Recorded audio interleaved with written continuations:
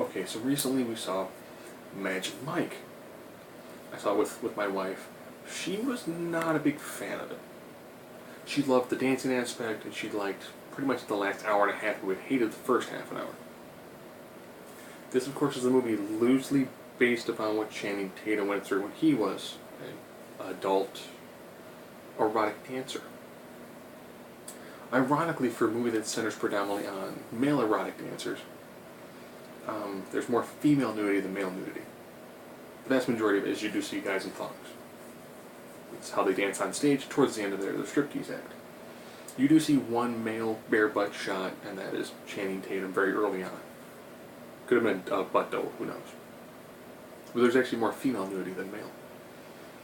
I'll compare this to something like Striptease. Striptease was a comedy with drama elements sprinkled in.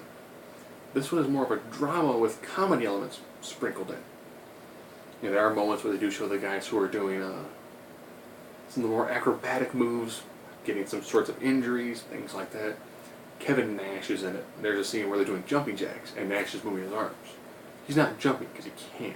And they show him later he's on stage with this giant knee brace on. Those ones were kind of funny. I will say, Channing Tatum can dance. So those are all the precursors to it.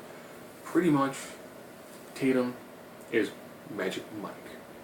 Mike is a stripper in his 30s who is, or exotic dancer, kind of terminology you want to use, or erotic dancer, is in his 30s, and he saved up enough money to try to open his own custom furniture business.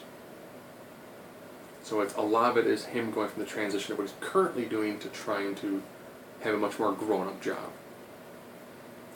So there's a decent amount of depth to this. Of course, they have all the basic sort of side plots of, you know, they bring in a new guy. There's issues relating to drugs. There's lots of sexual innuendos and things of that nature.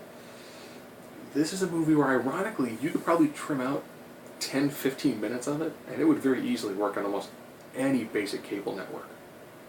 Yeah, we're talking you have to trim out very little of this film to have this work as almost like a PG, more like a PG-13, probably close to R from the amount of language, sort of movie.